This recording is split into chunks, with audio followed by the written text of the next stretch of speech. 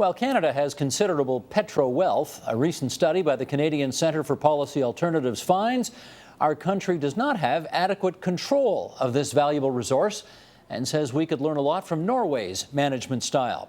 Joining us now for more from the nation's capital, Bruce Campbell, Executive Director of the Canadian Centre for Policy Alternatives and the author of the study, The Petro Path Not Taken, comparing Norway with Canada and Alberta's management of petroleum wealth.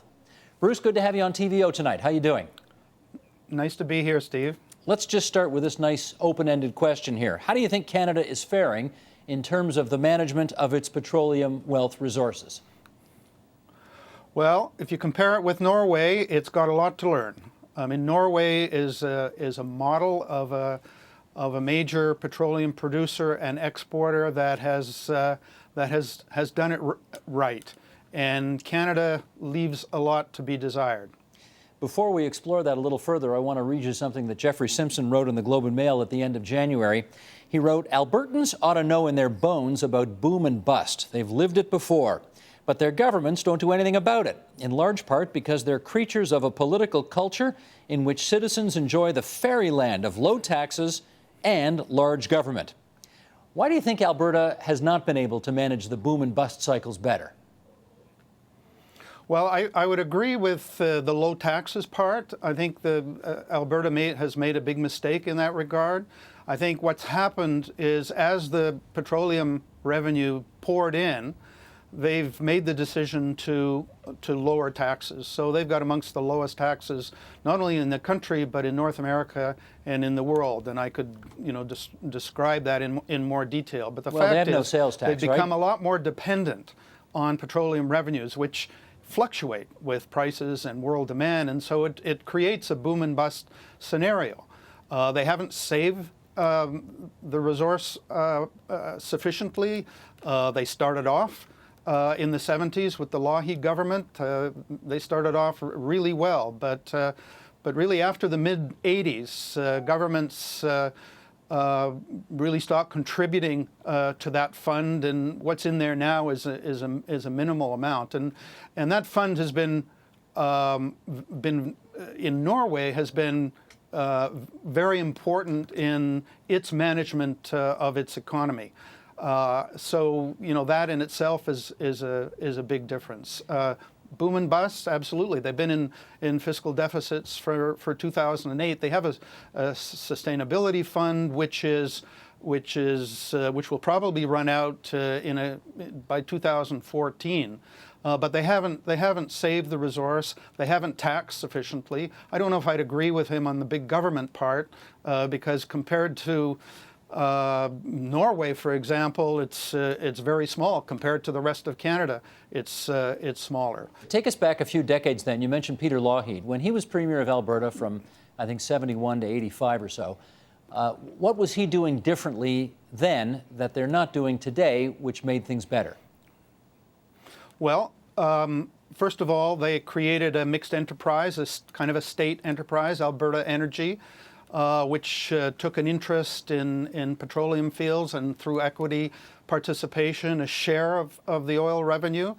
Also, he was responsible for setting up the Alberta Heritage Savings Fund with the provision that 30% of revenues would go in that fund. That would act as a rainy day fund, but it would also help moderate the fluctuations from price changes in the petroleum revenue. And thirdly, a more activist industrial policy to create a petrochemical industry, to create downstream and upstream industry, value-added industry. So those were three innovations that Lougheed brought in, which really didn't outlast him.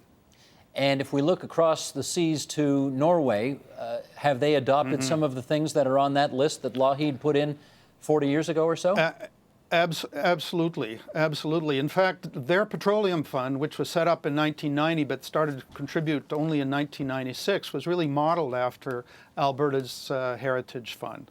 One of the things that Norway did right from the outset, when oil was discovered in big amounts in the late 60s, was they had a very extensive public consultation.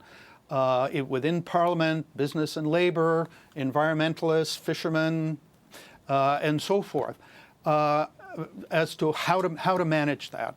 They came to a consensus in a report in the early 70s, and they established they set out what were called the 10 oil commandments. A very simple document, but very powerful. And central to that was that the state had to be kind of the dominant force in the ownership and management of the resource, as a regulator, as an owner, and as a distributor of the petro-wealth, the petro revenue, and so that's where they started. So they set up their state company in '72, which was Statoil. They developed a very active industrial policy to develop their upstream and downstream activities. Shipbuilding was actually, which had been a very well-established industry in Norway, was kind of transferred to construction of oil rigs, which were a kind of ship. They made sure that they had Norwegian content regulations. They made Statoil, as the state oil company, ensured that Norwegian companies had joint ventures with the multinationals, so that they could develop the technological capacity. They made sure that Norwegian labor practices were followed, the tripartite system, that health and safety committees allowed labor to shape the technological development. So they definitely did that differently, and as a result, the outcomes were significantly different.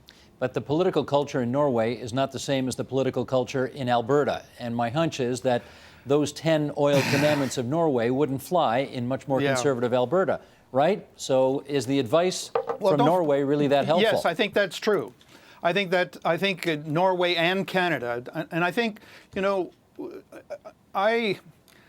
both in the 70s, under Lougheed and under the Trudeau government, I think they were actually moving in that direction, about Petro-Canada and the National Energy Program and so forth. And a lot of those goals were also embedded in those policy initiatives. They didn't last. But I think, getting back to the political culture, I think, yes, I think in Norway there's a deeply egalitarian political culture, but that's combined with a high level of trust in the state, in government, and at the time a significant distrust, perhaps a healthy distrust of the multinationals, and in the need to, they had to be there, and that was fine, but and they ensured that they were making sufficient profit, but not excess profits. I think in Alberta and Canada, I think there's a mix. I think there are egalitarian values in Canada, but I think there is a stream of thought which, you could call it free market individualism. But it's that view that, what the market does and the distribution outcomes, production outcomes should really be market determined. And that's combined with a distrust of government and a distrust of state. And that exists not only in Alberta, but it's there in Canada. We've seen a drop in distrust in government.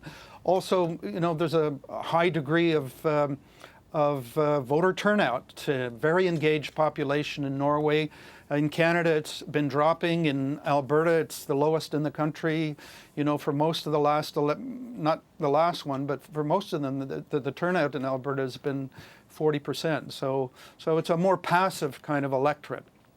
Tell me this, though, Bruce. Norway apparently has met its Kyoto targets, and Norway has already the most ambitious emission reduction targets of any country in the world. And I wonder, how do they do that when oil production makes up, 1/5 of their economy? Yeah. They're very effective.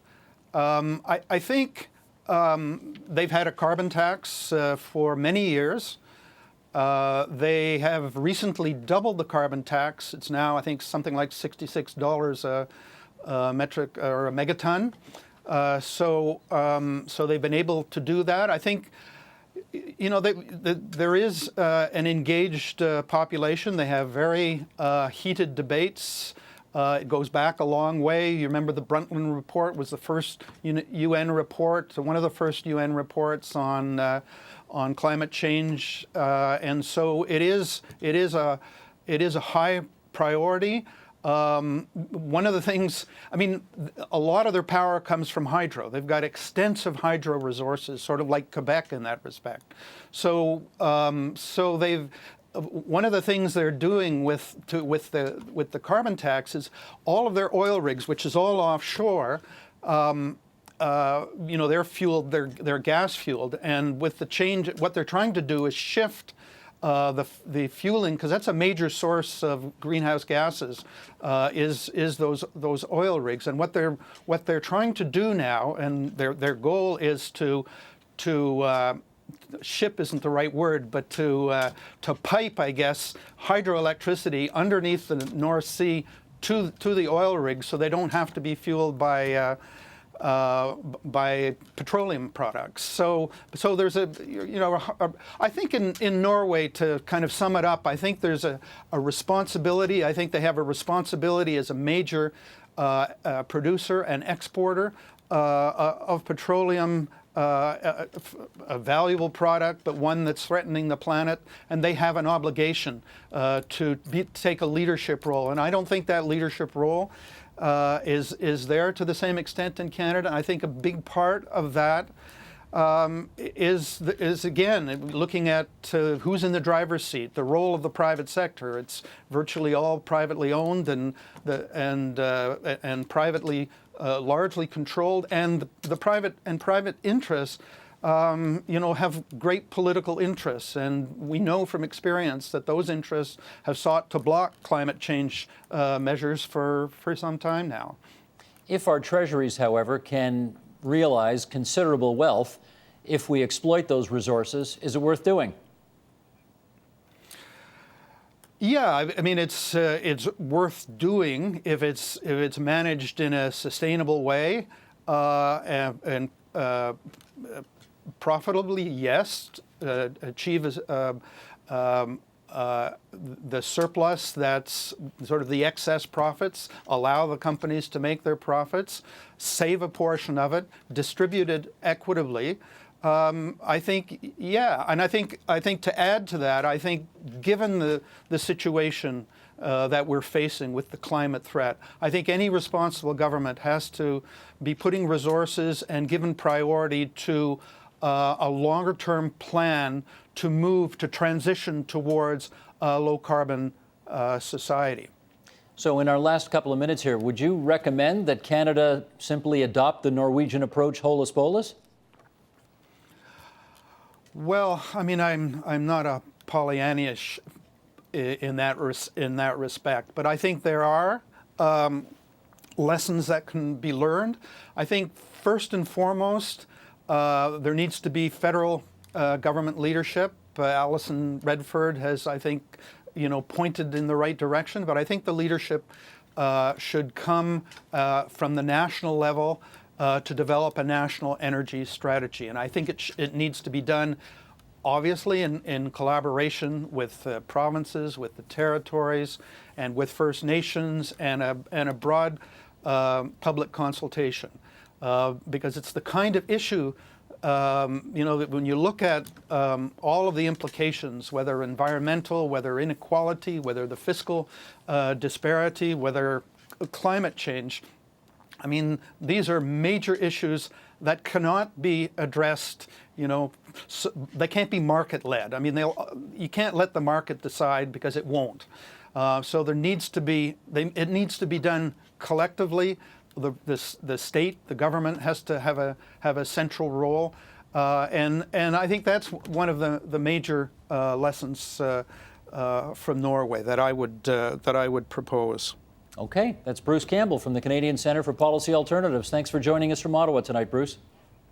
Nice to be with you, Steve. Support Ontario's public television. Donate at tvo.org.